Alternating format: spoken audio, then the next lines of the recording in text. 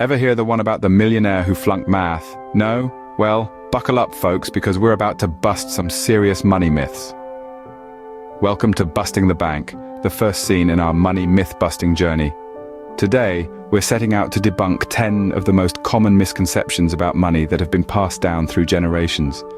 You know, those old wives' tales that make you think you need to be a walking calculator to handle your finances, or that you must have a money tree growing in your backyard to be wealthy.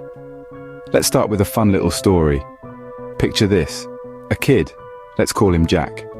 Jack was the kind of student who'd break into a cold sweat at the mere mention of algebra.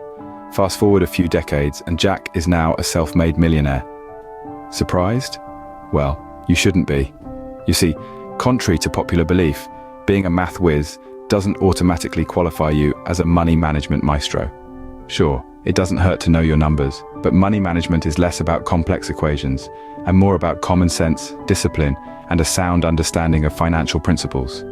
It's about making smart choices, like not putting all your eggs in one basket, or understanding that it's never too early to plan for retirement. So, if you've been stressing about your math skills, or lack thereof, and worrying about your financial future, take a deep breath. Jack's story is proof that you don't need to be the next Pythagoras to build wealth. In the world of finance, it's not the numbers that make you rich, it's how you handle them. So, math whizzes or not, let's dive into the depths of these money myths, shall we? Myth number 1, investing is like playing the lottery. Well, if that's true, then I'm a leprechaun.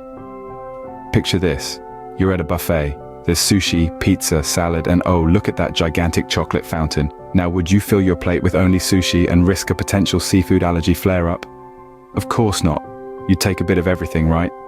That's exactly what diversification in investing is all about. It's not about putting all your money into one stock and hoping for a windfall. It's about spreading your investments across different types of assets to manage risk. Think of it this way: if investing was a game of darts, diversification is like opting for a larger dartboard.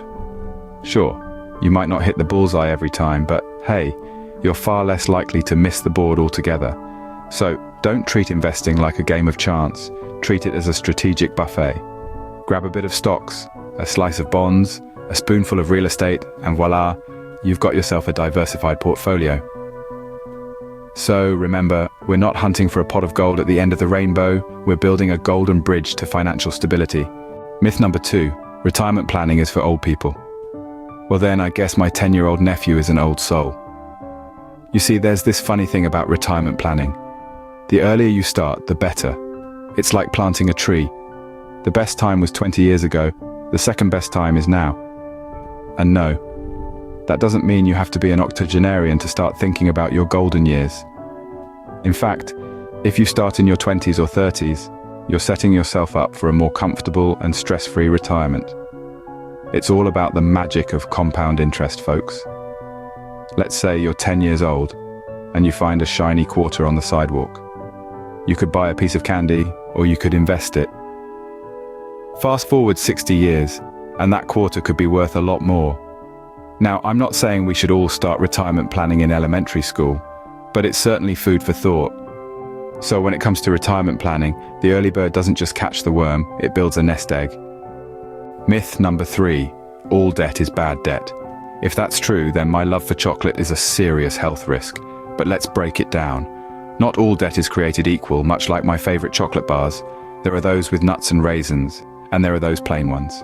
The former are like good debt. They can actually be beneficial. Think of it as an investment, like a student loan or a mortgage. These can help you build a solid future. On the other hand, there's the plain chocolate or the bad debt. It's like splurging on that luxury car or that designer outfit on credit. Sure, it's sweet while it lasts, but it leaves you with nothing but an empty wrapper and a bitter aftertaste of regret. So, when you're thinking about taking on debt, ask yourself, is this a delicious nutty chocolate that will serve my future, or is it just a plain bar that'll leave me with a financial stomachache? So remember, just like chocolate, debt can be both a treat and a trap. Myth number 4, savings are for Scrooge McDuck. Well, then I guess we should all start hoarding gold coins in a giant vault, huh? Let's take a dip into the reality pool, shall we? Savings aren't about swimming in a sea of coins. They're about securing your future and preparing for the unexpected. Picture this. You're cruising through life when suddenly, bam, your car breaks down. But oh wait, you've got a savings cushion to fall back on. No need to panic. It's easy to adopt the live for today mindset and let tomorrow worry about itself. But hey, tomorrow has a habit of becoming today before you know it. And when it does, wouldn't you want to be ready? And let's not forget, Scrooge McDuck didn't make his fortune by spending every dime he got. He saved, he invested, he planned. So if you're looking to fill your own metaphorical vault, savings isn't a bad place to start. So saving isn't just for ducks. It's for anyone who doesn't want to go quackers over money issues. Myth number 5, one income stream is enough. And I suppose a diet of only bread is fulfilling too. Let's digest this myth, shall we? Just as a balanced diet requires different types of nutrients, a balanced financial life requires multiple income streams. Relying solely on your 9-to-5 job is akin to eating only bread. Sure, it might fill you up, but it's not giving you the full range of nutrients, or in this case, financial security, you need. Think about it. If you lose your job, what happens to your income? Exactly, it disappears faster than a baguette in a bakery. Now imagine if you had a side gig, or an investment, or a rental property. These are your financial fruits, veggies, and proteins.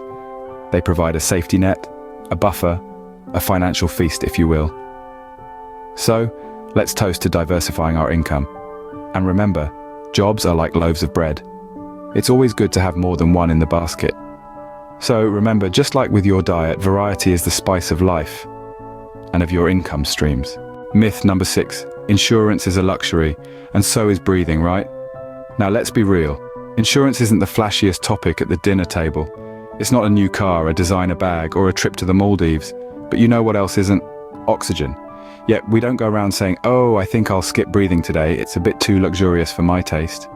Just like our need for air, insurance is a necessity, not a luxury. It's about protecting yourself from potential risks that could put a massive dent in your finances. Think of it as a safety net. And yes, while it's not as glamorous as a diamond necklace, it's much more precious when life decides to throw you a curveball. And you know what's the real irony here?